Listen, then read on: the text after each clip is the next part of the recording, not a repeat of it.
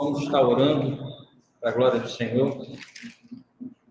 Meu Deus, muito obrigado por estarmos aqui, pela tua providência, pelo teu amor, pelo teu carinho, pela tua misericórdia nas nossas vidas. Pai, pela tua graça de nos atrair a ti, de nos fazermos compreender a tua palavra.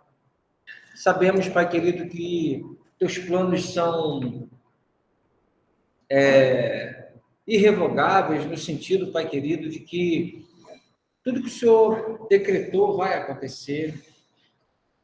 Como disse Jó, capítulo 42, bem sei que tudo podes e nenhum dos seus planos podem ser frustrados. Soberano tu és, Senhor. Ajuda a gente aqui nessa noite, dá a tua graça, nos capacita, e que teu nome venha a ser glorificado, Deus, nesse livro tão maravilhoso. Muito obrigado, em nome de Jesus. Amém. Amém. Bem, nós estamos aqui com a segunda parte do capítulo 1 de Apocalipse. Vou dar uma lida no 1 e a gente vai trabalhando versículo por versículo a partir do 9. Revelação de Jesus Cristo, a qual Deus lhe deu para mostrar aos seus servos as coisas que em breve, então era algo para aquele momento, né, devem acontecer. E que ele, enviando o seu anjo, deu a conhecer ao seu servo João, que atestou a palavra de Deus e o testemunho de Jesus Cristo, quanto a tudo que viu. Bem-aventurado aquele que lê, e bem-aventurados aqueles que ouvem as palavras da profecia e guardam as coisas nela escrita, pois o tempo está próximo. Então, vocês estão relembrando o que a gente fez semana passada, né? João, as 7 igrejas que estão na província da Ásia, que a graça e a paz estejam com vocês da parte daquele que é, que era e que há de vir.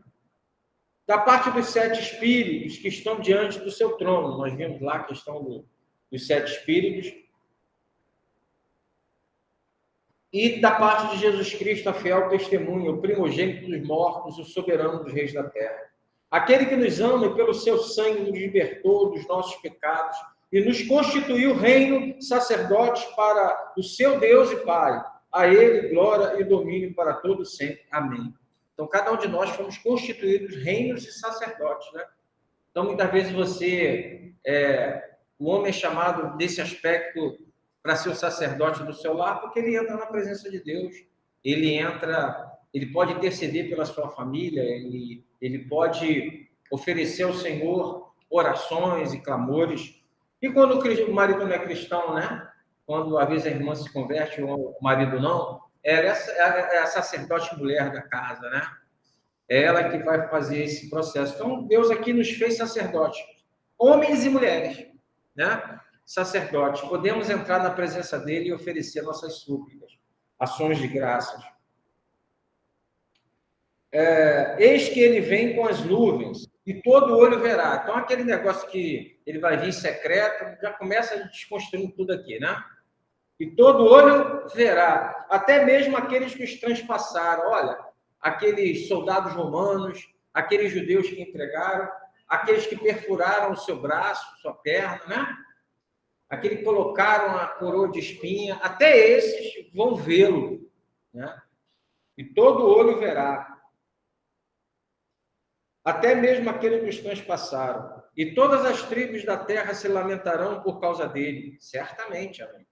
Eu sou o Alfa e o Ômega, diz o Senhor, aquele que é, que era e que há de vir, o Todo-Poderoso. Aí, nós partimos agora para o versículo 9. Né? E diz lá, eu, João, irmão e companheiro de vocês na tribulação, no reino e na perseverança em Jesus, estava na ilha de Patmos, chamada Patmos, por causa da palavra de Deus e do testemunho de Jesus. Então, João agora, estamos falando aqui, né? O anjo entregando aqui a João a revelação, lá no versículo 4, João, as 7 igrejas que estão na província da Ásia, e vai entregando. Então, agora João começa a falar. E João, então, aqui diz, eu, João, e companheiro de vocês, na tribulação, certo? No reino e na perseverança em Jesus. Estava na ilha de Patmos. Então, João está na ilha de Patmos por quê, gente? Porque provavelmente ele não tinha cedido à adoração ao imperador romano, né? Ali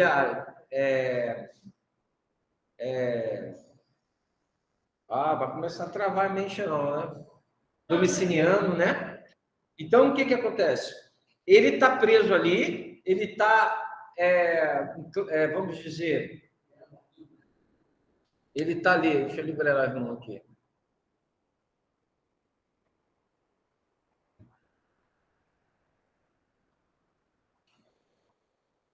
Foi todo mundo? Boa noite, Neto. Então, ele está preso ali provavelmente por não ter lançado incenso à estátua do imperador, ou alguma coisa ele fez que ele não estava preso ali por causa do Senhor. E ele diz no versículo 9: Eu, João, irmão e companheiro de vocês, na tribulação, no reino e na perseverança em Jesus. Estava na ilha chamada Patmos por causa da palavra de Deus e do testemunho de Jesus. Então ele está lá por causa de quê? Do testemunho de Jesus. Porque ele servia ao Senhor. Ele está ali por causa da palavra de Deus e do testemunho de Jesus. Que coisa maravilhosa, né? Estava preso ali, estava ali no ostracismo, abandonado dos seus irmãos, isolados por causa da palavra e do testemunho de Jesus. E ele diz aqui, ó, achei-me em espírito. Isso aqui já revela, é muito parecido lá com Ezequiel, né? O espírito me levou a Jerusalém. Então aqui, achei-me em espírito. Ok? Achei-me em espírito no dia do Senhor. Que o dia do Senhor é esse? O domingo, né? Você lembra que a gente fala que o Pentecoste foi dado no primeiro dia da semana, domingo. Jesus ressuscita no domingo. Paulo recolhia as ofertas dos irmãos no primeiro dia da semana, domingo. E aqui, em Apocalipse, João tem a revelação quando? No dia do Senhor, domingo. Muito interessante.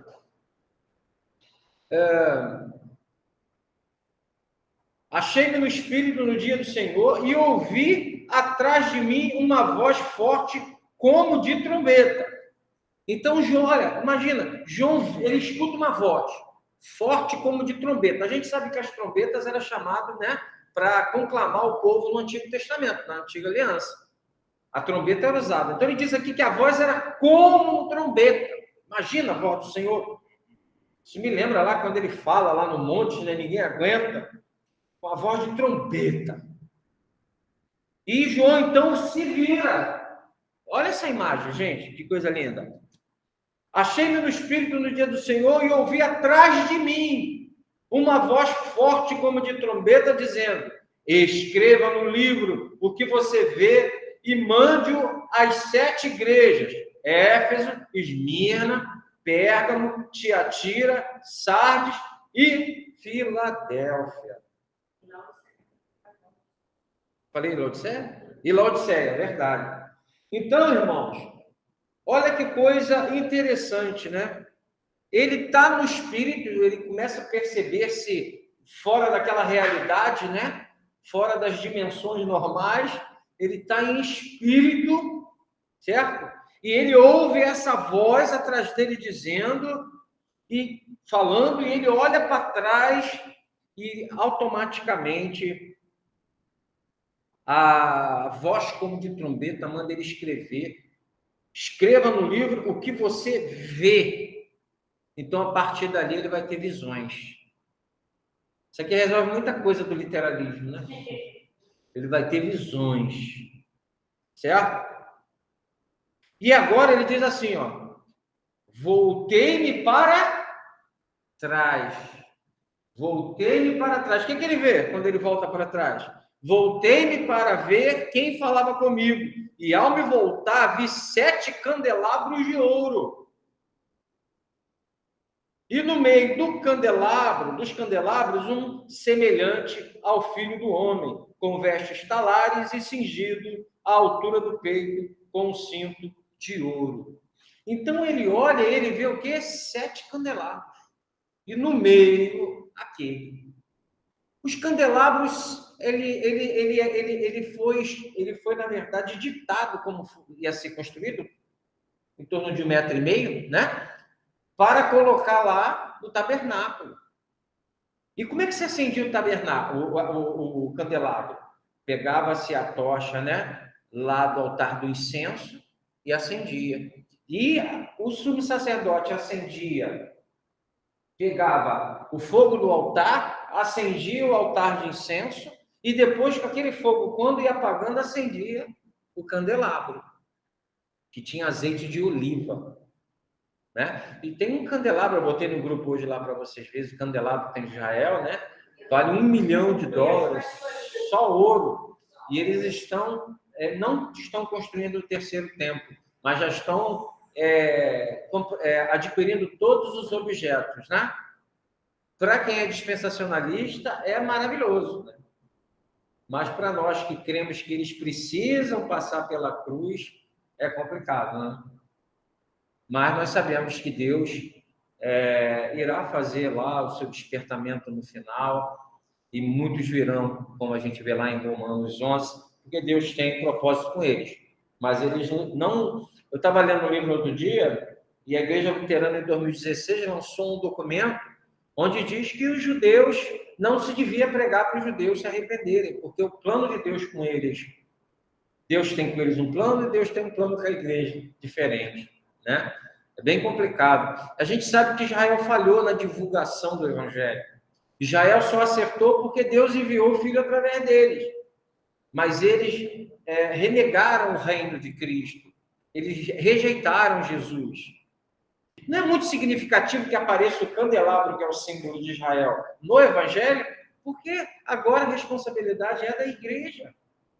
A igreja é a consumação, ela não é hiato, ela não é parênteses, ela está no plano de Deus para espalhar o evangelho. Se dependesse dos judeus hoje, que eu os amo e sou grato por tudo que eles representam, mas se nós fôssemos depender dos judeus, o evangelho não chegava a gente. Né? Então, isso é muito importante a gente entender. Deixa eu ver onde eu estou aqui. Verso 11, né? A voz disse: o que vê, escreve em livro e manda às 7 igrejas. Essa é a voz do próprio Cristo, né? Podemos entender que João escreve as visões logo que recebe. Assim que recebe, ele escreve, ou logo um pouquinho depois. Vamos ver o versículo 10:4. Capítulo 10:4, perdão. Capítulo 10:4. Diz assim lá no capítulo 10:4.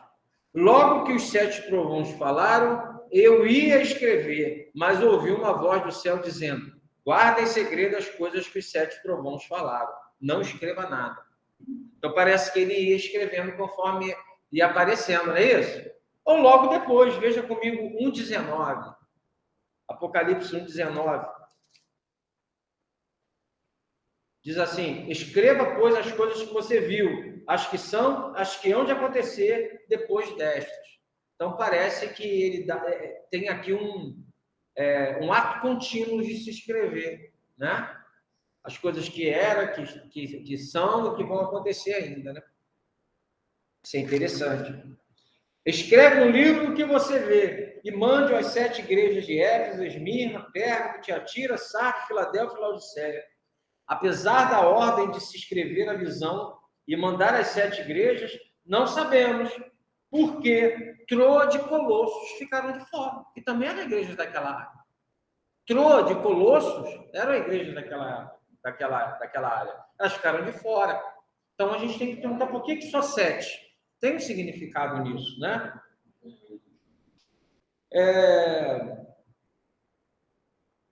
Ficaram de fora e eram centros importantíssimos do Novo Testamento. E Magnésio e Trales eram cidades mais proeminentes que Filadélfia e Tiatira. Mas entrou Filadélfia e Tiatira. Alguns estudiosos, como William Hansen, acreditam que essas cidades formavam um centro de comunicação natural para o restante da província, uma vez que se localizavam em sequências numa rota circular através do território, né? É uma explicação. Há boas razões para pensar que, desde os tempos de Paulo, elas haviam se transformado em centros organizacionais e distribuição, a partir de onde as mensagens seriam divulgadas para outras igrejas e províncias. Então, provavelmente, era estratégico, humanamente falando, elas eram estratégicas. Alguns também acreditam que essas cidades foram escolhidas por causa da relação que tinham com o culto ao imperador. Com exceção de Tiatira, todas tinham templos dedicados aos imperadores. Com exceção de Tiatira, todas tinham templos dedicados ao imperador. Em algum momento, o imperador começou a querer dizer: eu sou Deus, César é Deus. Certo? E com exceção da Filadélfia e Laodiceia, todos tinham sacerdotes e altares imperiais. Então ele diz lá: voltei-me para ver quem falava comigo, no versículo 12. João se volta para ver quem era aquela voz. E ao voltar, ele vê, não é de imediato uma pessoa, mas 7 candelabros. Né? Aqui se vê candelabros separados com base em 1:20, refere-se às 7 igrejas no capítulo 2 e 3 também. A gente vai ver isso depois, mas aqui no versículo 1:20, abre lá comigo, ó. Quanto ao mistério das 7 estrelas, que você viu na mão direita, e quanto aos 7 candelabros de ouro, as 7 estrelas são os anjos das 7 igrejas, e os 7 candelabros são as 7 igrejas. Então, esses candelabros simbolizavam as 7 igrejas. Interessante, esse candelabro é símbolo de Israel, junto com a estrela de Davi. Certo? E ele está numa igreja, isso é muito, muito significativo. Porque essa responsabilidade, esse símbolo está sendo passado para a igreja. As igrejas agora são luzeiros. No Evangelho não fala que nós somos luz do mundo? Então as igrejas são luz do mundo. O candelabro era para iluminar. E esse candelabro agora é a igreja. Coisa maravilhosa, né? A responsabilidade também. E no meio do candelabro, um semelhante a um filho de homem. Um semelhante ao filho do homem. Abra comigo, por favor, Daniel 7. Daniel 7, 13, 14. Daniel 7, 13, 14.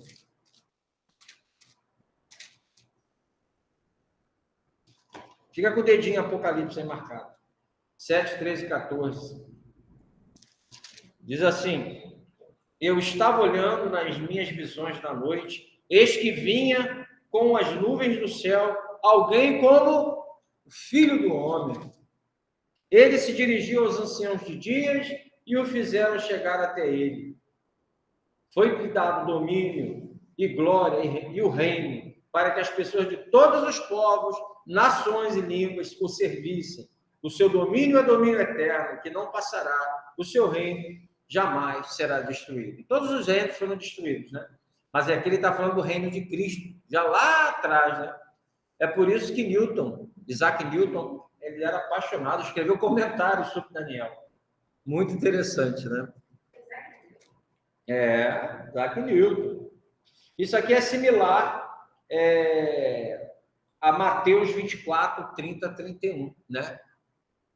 Aparecerá no céu o sinal do Filho do Homem. Então, esse linguajar se repete aqui, em Apocalipse, novamente. Aqui o Filho do Homem é retratado com vestes de poder e majestade, com espanto e terror.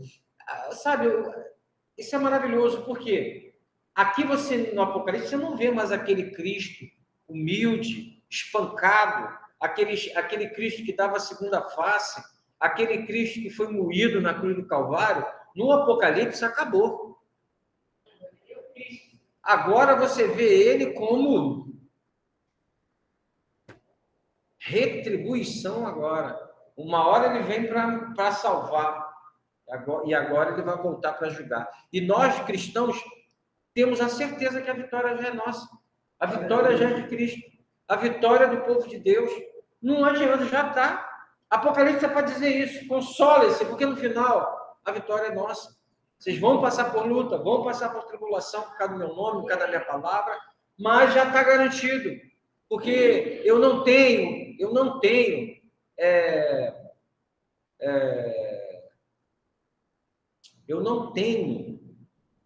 sabe quando é que eu vou lutar com outro? Oponente. Não tem oponente forte para Deus. Não existe. Né? Não existe. A vitória já está garantida.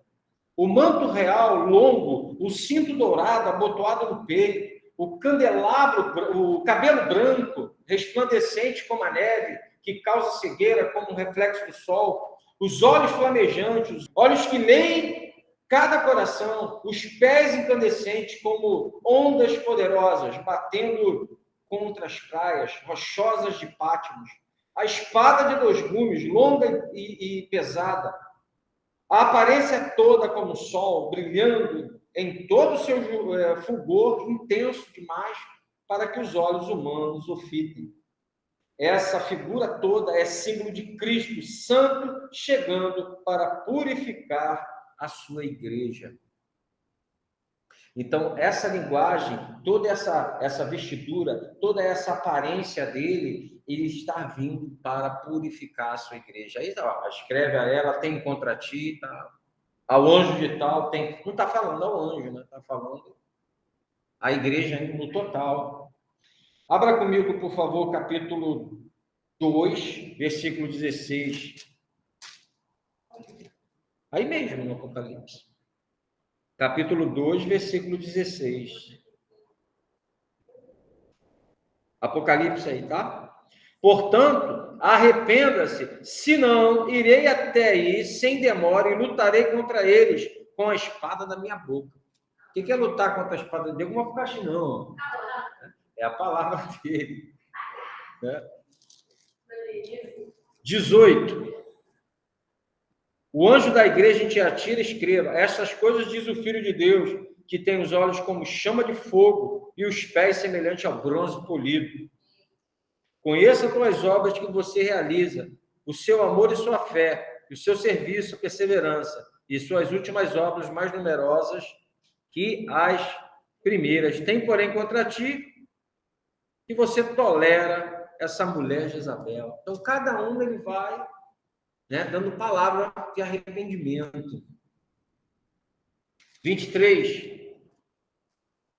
Matarei os seus filhos, e todas as igrejas saberão que eu sou aquele que sonda mentes e corações, e retribuirei a cada um de vocês segundo as suas obras. Matarei seus filhos, né? Os membros daquela igreja, né? Então, aqui não é aquele Jesus, sabe? É um Jesus que veio agora para julgar, é um Jesus que agora está tratando pesado com o povo. Ele veio para purificar sua igreja e para punir os que perseguiram os seus eleitos. Olha 8, capítulo 8, versículo 5.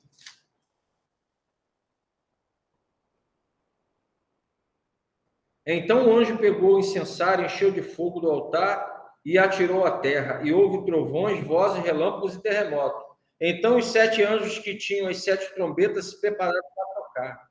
O primeiro anjo tocou a trombeta e houve granizo e fogo misturado com sangue, e foram atirados à terra. Então foi queimada a 1/3 parte da terra, foi queimada a 1/3 parte das árvores, e também toda a erva verde foi queimada. Então aqui você já vê, né? Punição. Bem forte a coisa, né? Vejamos os paralelos das descrições, da descrição da glória do nosso grande Deus e Salvador Jesus Cristo. Isso está lá em Tito 2,13, que ele diz, né? Aguardando a bendita esperança e a manifestação da glória do nosso grande Deus e Salvador Jesus Cristo. Aí nós temos um paralelo aqui, ó. O capítulo 1, versículo 12, vocês podem anotar e ver em casa, quem tiver com a caneta aí, só colocar e depois vocês dão uma olhada, tá? 1,12, vocês colocam uma setinha aí, um tracinho, Zacarias 4,2. Apocalipse 1,12, Zacarias 4:2. Apocalipse 1:12, faz uma setinha, Zacarias 4:2. Só botar ZC, Zacarias 2. Apocalipse 1:13, dá um tracinho.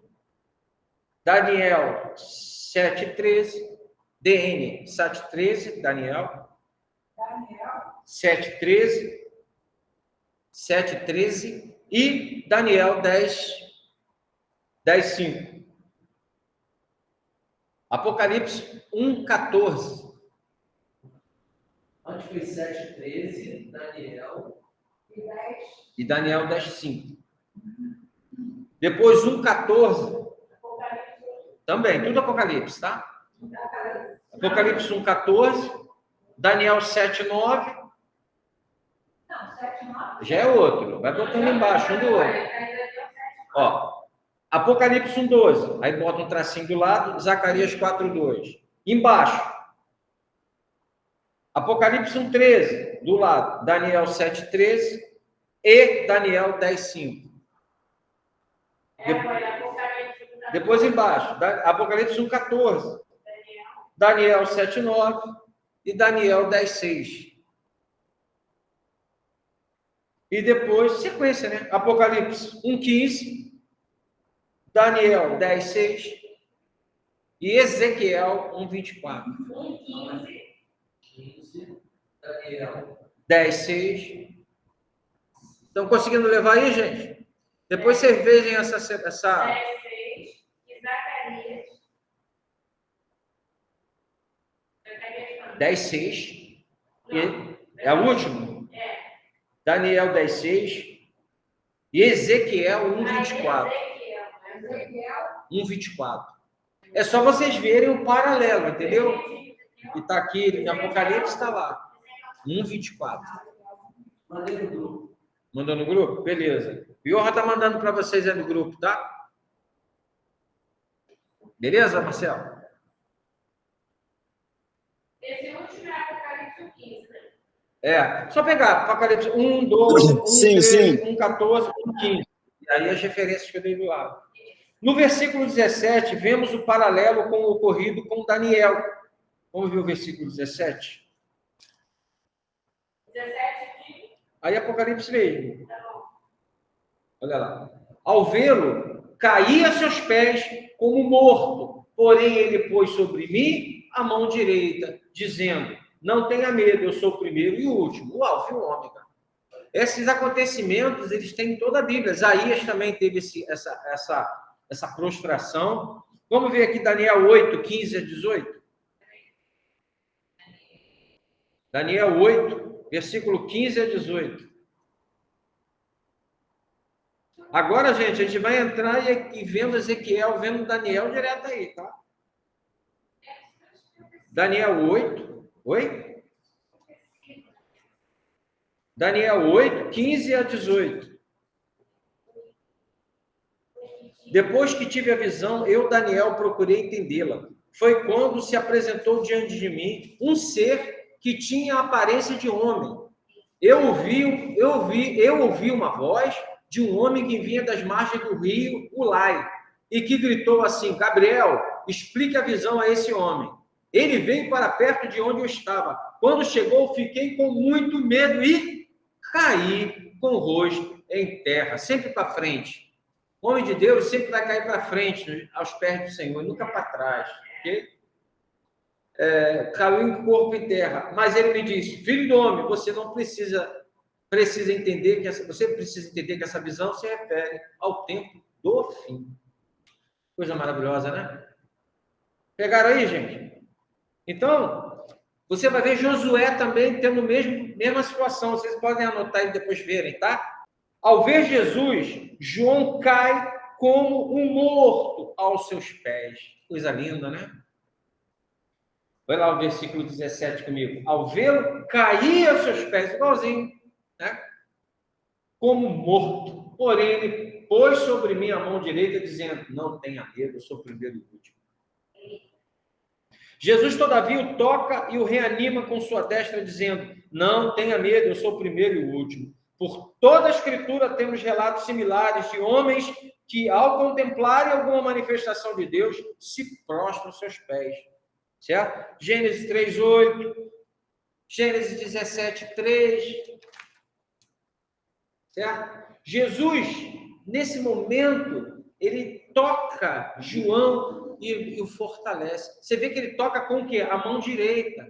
É a mão, geralmente, que ordena na ordenação, que é o símbolo de autoridade que está sendo passada, né? Ele aqui diz, ó, não tem, porém ele pôs sobre mim a mão direita, dizendo. Isso é algo maravilhoso. Jesus se apresenta de maneira clara, se identificando como Cristo morto, no versículo 18. Olha lá. Não tenha medo, eu sou o primeiro e o último, e aquele que vive. Estive morto, mas eis que estou vivo para todo sempre. E tenho as chaves da morte e do inferno. Certo? Esse inferno aqui seria do mundo dos mortos, melhor. Tá? O credo apostólico fala assim, creio em Deus foi ao inferno, né? Mas o inferno ali, o sentido, não é o inferno no sentido, é o mundo dos mortos. É esse sentido que tem ali. O credo ali, ele foi mal colocado. Vai ser um estudo para depois para vocês. Tá bom? Ele está vivo para todo sempre e tem as chaves da morte e do inferno.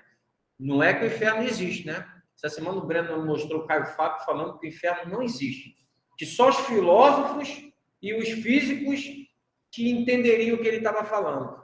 Se eu preciso do Espírito Santo para entender as coisas da Bíblia e o filósofo que entende, eu estou com algum problema. Se é o Espírito que me revela as coisas, como é que os filósofos e físicos vão entender mais que eu? Entendeu? Então, assim, é bem complicado, e cada vez mais ele está longe. Foi uma pessoa que eu admirava tanto, tinha tanto respeito, sabe? Mas hoje ele está muito complicado. Então, o inferno já não existe. O inferno está no nosso meio, ele não é um espaço físico, a momento. Aí começa a elucubração, né? É bem complicado. Então, o inferno existe. Então, tá bom. Vamos lá. O próprio Jesus, não temos a quem possa matar o corpo, né? Antes tem mais aquele que, além de matar o corpo, pode jogar no inferno. Foi da boca de Cristo isso. A ideia básica é que Cristo, por meio de sua morte e ressurreição, derrotou as forças do mal, as forças gêmeas da morte e do inferno, e obteve controle sobre elas, né? Se lembra que ele fala lá em Colossenses 2,15, que despojou principados e potestades na cruz do Calvário, né? Sua morte foi a vitória. Chave, geralmente, contém a ideia de poder e de autoridade. Se lembra que Jesus deu a chave do reino dos céus para a igreja?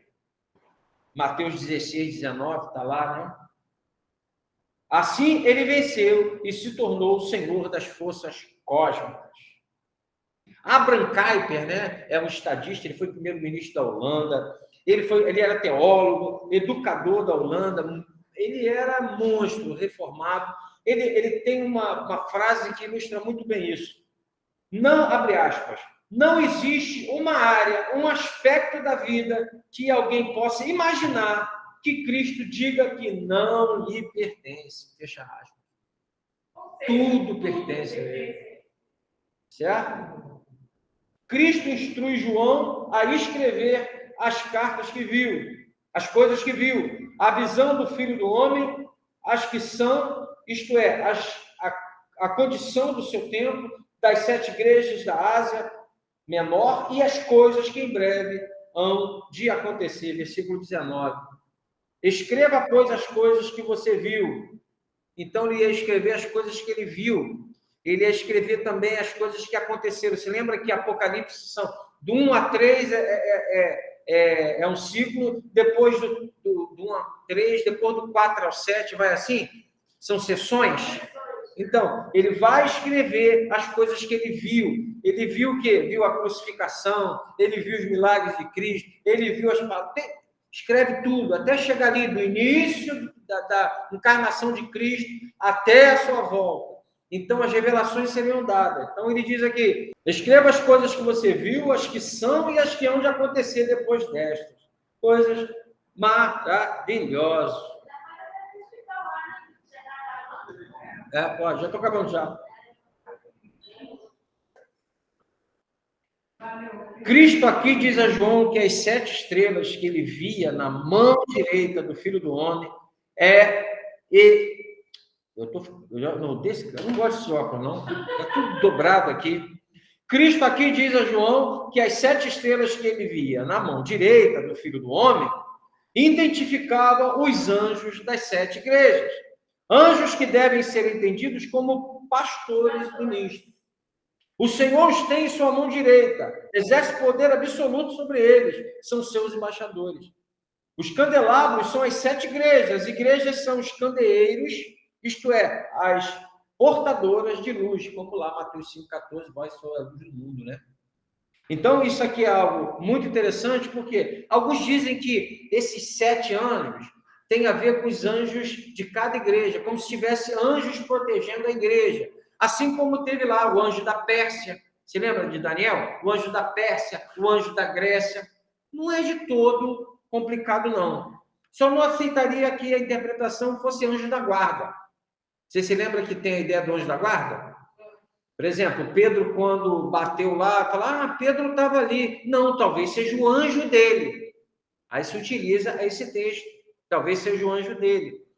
E as crianças também, os anjos, seus anjos vêm no céu. Tem alguma passagem que fala assim, né? Então, baseado nesses textos, se desenvolve a doutrina do anjo da guarda. Ou, baseado no anjo da Pérsia, lá de Daniel e da Grécia, se desenvolve a doutrina de que cada igreja teria um anjo. Mas a nossa interpretação mais coerente é o anjo, o ministro da igreja. Por quê, gente? Por que vocês acham isso? Porque o anjo da igreja, o anjo espírito, vamos dizer assim, o anjo, ele vai ler o quê para a igreja? Quem lê é um homem.